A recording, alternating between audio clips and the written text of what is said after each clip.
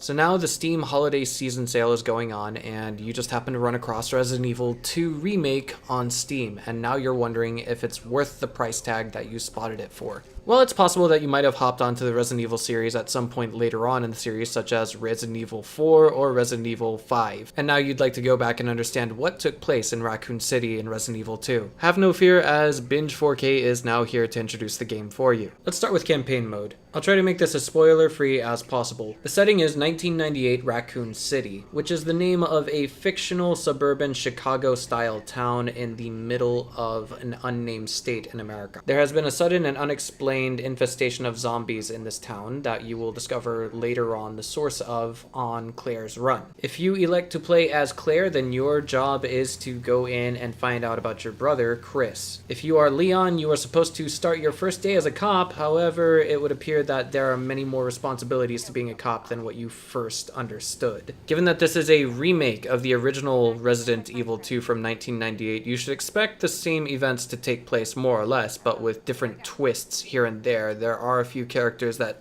exist in this version of Resident Evil 2 that did not exist in the original 1998 rendition. There are of course also the same villains, however you encounter them in a different format and fight them in a different format as well. This includes the classic Mr. X. When it comes to character dialogue in-game, it seems to be much better this time around than it was in 1998. However, from time to time in each cinematic, it sounds just a little bit and looks just a little bit like there are some Japanese dramatization or Japanese acting style elements implemented into characters that are largely American and portrayed to be as American. We're just about to wrap up on that note. However, I do want to go ahead and note that there are also some little side campaigns that you can complete even before you begin the main mission. If you're a speedrunner and looking for something new to get into, then this might be up your alley. As far as I can tell, completing these side missions have no benefits to the main campaign. Now let's dive into gameplay, shall we?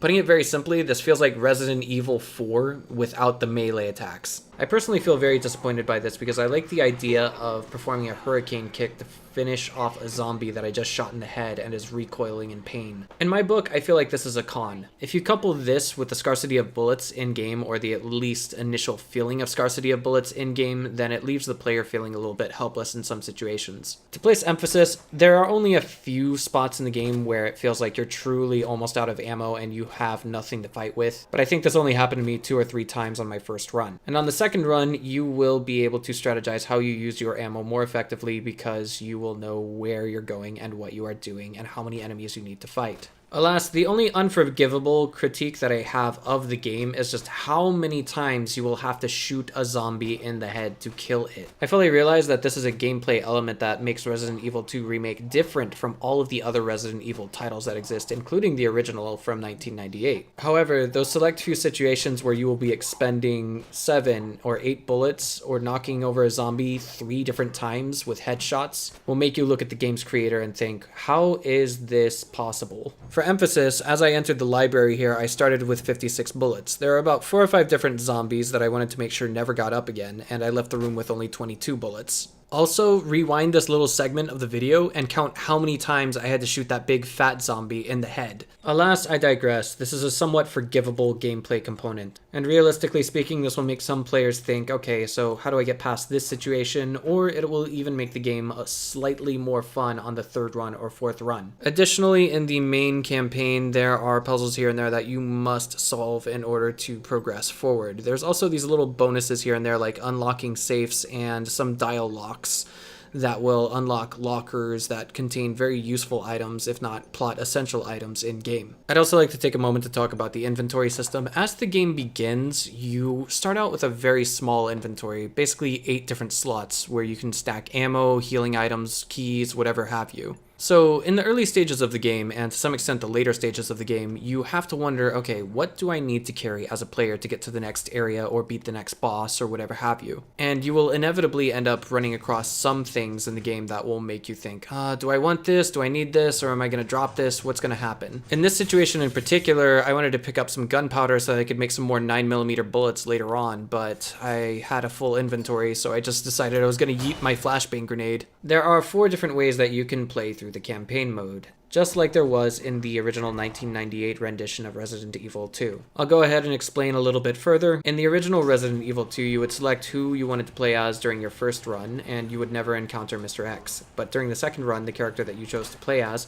you would constantly encounter Mr. X. So without spoilers, in the remake of Resident Evil 2, you will encounter Mr. X. However, I won't say where you become his prime target and who gets stalked more or how. As I said before, I'm only on my third run. However, I imagine that if your first and second run have been completed, then you should expect the third and fourth run to be almost exactly the same, except with different characters. Please don't quote me on that. I just remember that's how things worked with the Resident Evil 2 from 1998. In the original 1998 Resident Evil 2, if you were to complete the game quickly enough and with few enough saves, then you would eventually unlock a powerful weapon with infinite ammo. And from streaming the game with my viewers, they were able to inform me of essentially the same situation. If you complete the game with a satisfactory enough rating quickly enough and with few enough saves, then you will unlock a powerful weapon with infinite ammo. This creates a goal that is worth striving towards replayability. However, there is one slight issue with that, and it is once you've unlocked that weapon with infinite ammo, what reason is there to play further? And if you're a speedrunner, that question has been answered. Almost 1 year later, there are still plenty of people playing Resident Evil 2 on Twitch, at least enough to warrant a small speedrunning community.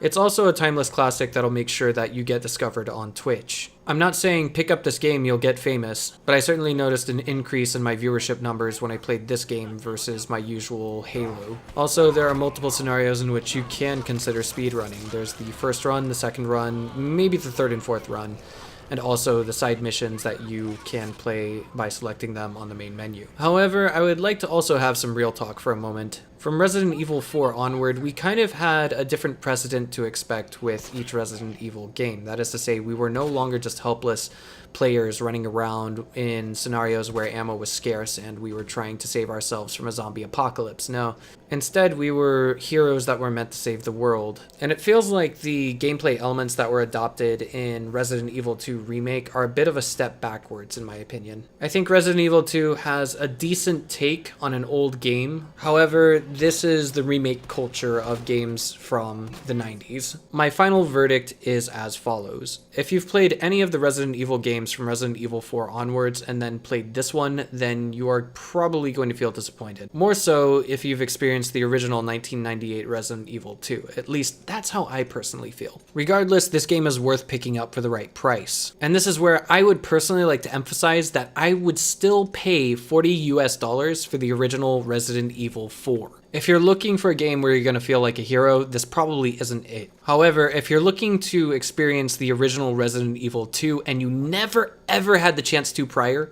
then this is worth your money, especially when games go on sale on Steam during the holidays. Maybe I went into this review with the wrong mindset, but I personally thought I was going to feel almost indestructible at some points in this game, similar to Resident Evil 4, Resident Evil 5, Resident Evil 6, but that was not the case. My final verdict is a 7.5 out of 10, and the reason why is because I feel like this game is a must-have under the right circumstances. And for emphasis, I've never actually played Resident Evil 3 myself, so I will be purchasing Resident Evil 3 Remake. I just need to make this into my budget for 2020. If you thoroughly disagree, please let me know why in the comments. If you guys thought this video was helpful, make sure to leave me with a thumbs up.